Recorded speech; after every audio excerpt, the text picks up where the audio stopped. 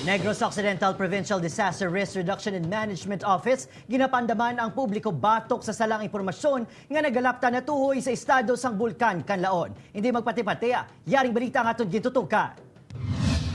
Sa tungasang wala tuong nga operasyon agon mabuligan ang mabiktima sang pag-alboruto sang bulkan Taal. Nag-aalboruto man sa social media ang madamo nga peke kag sala nga impormasyon. We are on top of the monitoring, as the provincial governor is saying.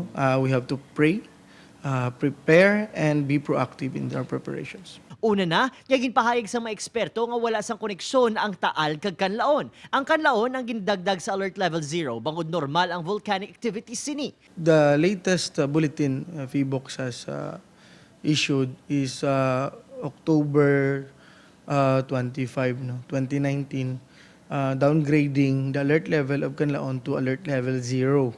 So until now, we are still on Alert Level 0.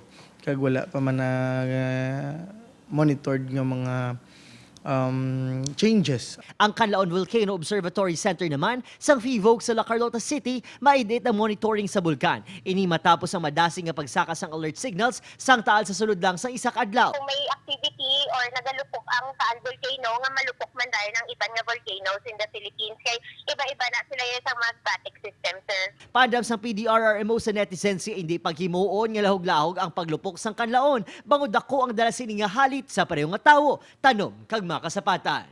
Upod si Reynald Castillo, Adrian Prietos. 1 Western Visayas.